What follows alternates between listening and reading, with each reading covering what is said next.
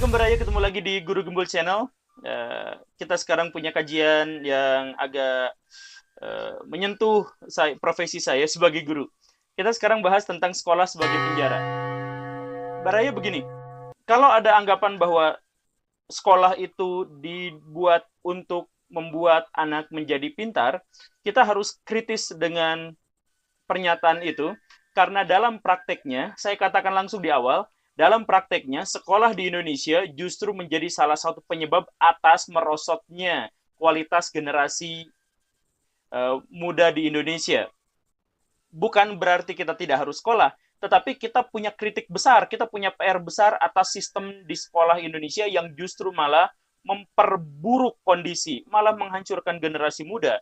Kenapa bisa saya sampaikan seperti itu? Jadi begini Baraya ceritanya. Um, saya pernah ingat sama perkataan George Bernard Shaw. Si George itu, saya suka sekali dengan tulisan-tulisan dia. Dia pernah mengatakan seperti ini. Sekolah itu kadang-kadang lebih buruk daripada penjara. Sekolah itu kadang-kadang lebih buruk daripada penjara karena menurut dia, di penjara tidak ada PR, di penjara tidak ada seseorang harus dipaksa untuk berpengetahuan tertentu, dipaksa untuk memiliki skill tertentu, dipaksa untuk ada dalam satu tempat berjam-jam, kemudian dicekokin oleh pengetahuan-pengetahuan yang belakangan dites. Begitu. Jadi lebih buruk daripada penjara, kata si Bernard Shaw itu. Kemudian ketika saya menjadi guru, saya paham benar pernyataan itu bahwa banyak praktek yang terjadi di sekolah itu justru malah keluar dari rel yang sesungguhnya. Misal begini, anak SD sudah dikasih pertanyaan-pertanyaan yang tidak relevan untuk kehidupannya, baik untuk kehidupan pada waktu itu, bahkan mungkin untuk kehidupan di masa depannya. Misal, anak-anak diajarin, anak-anak ini namanya sungai subsekuen, ini namanya sungai konsekuen. Kalau anak tahu itu, terus pentingnya buat apa? Kalau mereka ngelamar pekerjaan kan tidak akan ditanya itu. Kalau mereka nikah juga sama penghulu tidak akan ditanya itu. Dan uniknya, bahkan Pak Jokowi misal, saya mohon maaf, atau jajaran menteri di bawahnya, ketika mendapatkan pertanyaan-pertanyaan yang praktis seperti itu, yang teknis seperti itu, yang faktual, Pangeran Diponegoro meninggal tahun berapa gitu. Mungkin kemungkinan besar mereka tidak akan bisa jawab, tetapi mereka jadi presiden, tetapi mereka jadi pejabat dan Pak Jokowinya jadi presiden. Artinya pertanyaan-pertanyaan itu kan nggak relevan. Betul ya? Ada pertanyaan-pertanyaan anak kosinus 120 derajat sama dengan berapa gitu. Itu adalah pertanyaan-pertanyaan yang kalau di luar negeri itu baru ditanyakan di universitas atau di SMA, tetapi di Indonesia itu ditanyakannya waktu SD. Nah, pertanyaan-pertanyaan tidak relevan itu bukan berarti saya menolak pertanyaan-pertanyaan itu, tetapi pelajaran-pelajaran dan pertanyaan-pertanyaan itu sejatinya dibuat untuk melatih proses berpikir anak. Bukan untuk dinilai, bukan. Untuk membuat anak terbiasa untuk berpikir terstruktur, untuk membiasakan anak bisa berkompetisi dengan temannya, tetapi sekaligus juga berkooperatif, membuat si anak-anak itu terbiasa dalam lingkungan yang penuh tantangan. Itu tujuannya. Jadi bukan pada pertanyaannya, bukan pada konten pertanyaannya, tetapi bahwa pertanyaan itu bisa memancing anak untuk menjadi lebih cerdas. Nah, tetapi di Indonesia pertanyaan-pertanyaan yang sama sekali tidak relevan buat anak-anak itu malah dibuat sebagai acuan. Ada KKM-nya, anak harus memenuhi KKM ini, kalau enggak dia tidak naik kelas, biar dia tidak naik kelas, dia harus diremedial, diulang-ulang pertanyaan-pertanyaan itu, agar dia sampai dia bisa menjawab. Coba sekarang Baraya, ginilah, Pak Menteri Pendidikan atau siapapun yang terkait di bidang pendidikan itu, bisa nggak menjawab pertanyaan-pertanyaan anak SD atau SMP? Kalau ikutan ujian, mereka ikutan ujian, silakan ujian. Pasti mereka juga nggak akan lulus. Dan tidak masalah nggak lulus juga, karena soal-soal itu sejatinya memang bukan untuk ujian. Sekolah itu untuk mendidik anak berpikir kritis, berpikir kronologis, berpikir optimistis, agar seperti itu, agar dia terbiasa untuk menghadapi masa depannya, bukan kontennya. Kalau Baraya mendapati sekolah itu sebagai penjara yang dinyatakan oleh Bernard Shaw, itu di Inggris tahun lalu, dia kan orang Inggris, kalau nggak salah ya, dia orang Inggris. Nah, filosof gitu. Nah, itu kemudian orang-orang Inggris, orang-orang Jerman, orang-orang Finlandia memahami bahwa sekolah itu penjara, kemudian mereka mengubah sistem pendidikannya menjadi sekolah yang sangat baik, sangat manusiawi, dan sangat sesuai dengan perkembangan anak-anak. Tetapi orang-orang Indonesia dan orang-orang Asia secara umum tidak berpikir seperti itu. Akhirnya apa? Sekolah di Indonesia bukan menjadi alat untuk mengembangkan potensi dan otentifikasi si anak, tetapi malah membuat bakat-bakat mereka hilang. Bayangin, anak sejak kecil, anak itu seneng menggambar. Menggambar di buku tulisnya. Datang ketahuan sama gurunya dimarahin. Kamu nulis yang di papan tulis.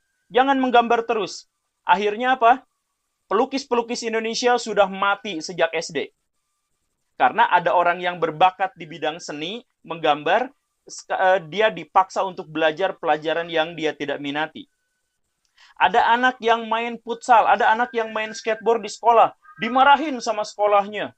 Kamu tuh main skateboard terus, semestinya sekolahlah yang introspeksi dan bikin lapangan skateboardan, bukan malah menahan anak untuk main skateboard. Akibatnya Indonesia tidak punya atlet skateboard yang terkenal, padahal kalau punya itu dia bisa dapat uang miliaran dari setiap pertandingannya dan dia terkenal.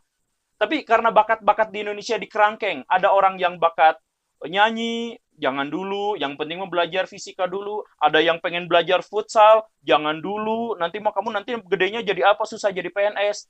Ada yang bakatnya menari, oh jangan itu mah, nanti kamu nanti makan apa gedenya. Sekolah-sekolah itu dipatok, kamu harus belajar ini. Makanya di Indonesia yang sukses hanya orang-orang yang hidupnya siap untuk terpaksa gitu. Bukan orang-orang yang otentik. Coba kita lihat. Kalau olimpiade fisika, olimpiade matematika, olimpiade bahkan olimpiade bahasa Inggris sekalipun, orang Indonesia berani diaduin, siswa-siswa Indonesia berani diaduin sama Amerika, sama Jerman, dan kita pasti menang. Coba aja lihat sejarah olimpiade fisika, kimia, geografi, biologi di Indonesia. Banyak sekali pemenangnya itu adalah dari Asia, dan di antara negara-negara Asia, Indonesia adalah jajaran top 10-nya yang paling atasnya gitu, karena Indonesia bersama Cina ya yang ini. Tetapi kalau sudah sekolah, Indonesia ternyata tetap tidak maju, dan yang maju itu adalah negara-negara yang itu. Karena apa? Karena kita rumusnya dipaksa, dikasih tahu, dipaksa, kemudian anak dapat nilai dari situ. Sedangkan di negara-negara yang sudah maju, di negara-negara barat, tidak ada penilaian untuk itu. Setiap anak otentik. Silakan anak otentik, unik, spesifik, berbeda sama orang lain. Dia harus mengembangkan bakatnya masing-masing, dan bakat itu tidak bisa dinilai sama sekolah. Guru-guru itu sudah capek dengan RPP, dengan silabus, dengan apa. Jadi ketika dia mengajar yang 2 jam penuh itu, dia tidak mungkin bisa perhatian pada setiap anak. Dan akhirnya dia selalu, ini juga keluhan saya sebagai guru.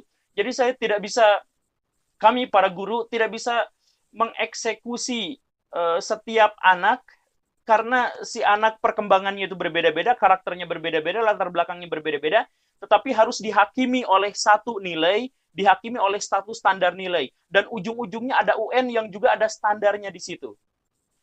Kan akhirnya apa? Kalau Baraya datang ke Inggris, ada orang yang tidak bisa matematika, tidak apa-apa. Kalau dia bakatnya di bidang olahraga, toh si Gareth Bale juga dapat gajinya berapa triliun setahun, berapa miliar setahun, tanpa dia harus menguasai matematika. Kan begitu. Jadi akhirnya di negara-negara barat itu, di negara-negara yang sudah maju, setiap orang itu karena spesifik, unik, dan mereka berkembang sesuai dengan bakatnya, mereka bisa bekerja sama satu sama lain. Gue jago bola, tapi gue dituntut sama penggemar gue yang kemarin foto selfie tapi gagal. Maka dia bekerja sama dengan orang yang jago di bidang kepengacaraan, di bidang hukum.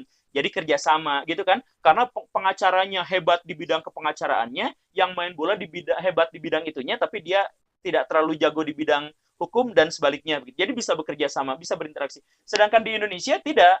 Orang di Indonesia itu yang jago hukum tidak jago-jago amat. Ya kecuali Bang Hotman Paris. Yang jago hukum gak jago-jago amat, karena dia yang jago matematika juga tidak jago-jago amat, karena semuanya itu dipaksa sama sekolah. Jadi sekolah itu dijadikan oleh pemerintah Indonesia sekarang sebagai cara untuk memaksa individu generasi barunya untuk pintar dalam satu hal, tetapi gak ngerti pintarnya buat apa gitu. Kan begitu. Ini adalah salah satu kritik kita terhadap sekolah. Sekali lagi, bukan berarti saya anti sekolah. Nanti kalau saya anti sekolah, saya kerja di mana? Nggak jadi. Dan ini juga kritik untuk masa depan, karena kalau orang Indonesia, pemerintah Indonesia masih menjalankan sudut pandang dan paradigma pendidikan yang seperti sekarang, maka kita sangat terancam di masa depan. Kenapa? Karena di masa depan, siswa-siswa tidak lagi membutuhkan guru. Bahkan sekarang, kalau kita mau akui, banyak sekali siswa yang benar-benar tidak lagi membutuhkan guru. Banyak siswa-siswa yang jago dalam satu hal dan dia bisa bekerja sama itu bukan gara-gara guru sama sekali. Saya mohon maaf kepada para guru ya. Ini kenyataannya. Di masa depan, siswa-siswa sudah cukup belajar melalui telekonferensi, melalui bimbel, melalui baca sendiri, melalui nanya, melalui klub, melalui apa, dan mereka bisa tanpa sekolah. Bisa mahir tanpa sekolah. Kalau paradigma kita sekolahnya masih sangat tradisional, masih sangat kampung, kita akan ketinggalan zaman dan habis. Di masa depan, guru itu kalau tidak mengembangkan kemampuannya, dia tidak akan bisa lagi bersaing. Toh sekarang, akui atau tidak, ada surveinya. Siswa itu setidaknya 3 kali lipat lebih pintar daripada gurunya di sekolah. Karena mereka punya akses informasi yang lebih baik, karena mereka punya kemauan yang lebih baik, dan karena mereka mengerti teknologi zaman sekarang. Sedangkan guru-gurunya coba, suruh bikin PowerPoint di kelas aja, mereka bingung gimana caranya ini mencet-mencet. Siswa mah tahu. Begitu Baraya. Jadi sekali lagi saya tidak mau menghancurkan sekolah. Maksud saya adalah yuk kita sama-sama perbaiki sekolah agar kita punya paradigma yang lebih relevan untuk kehidupan di masa depan. Jangan jadikan sekolah sebagai penjara buat anak-anak kita. Terima kasih, saya Guru Gembul. Silakan tonton episode yang lain dan silakan subscribe. Assalamualaikum warahmatullahi wabarakatuh.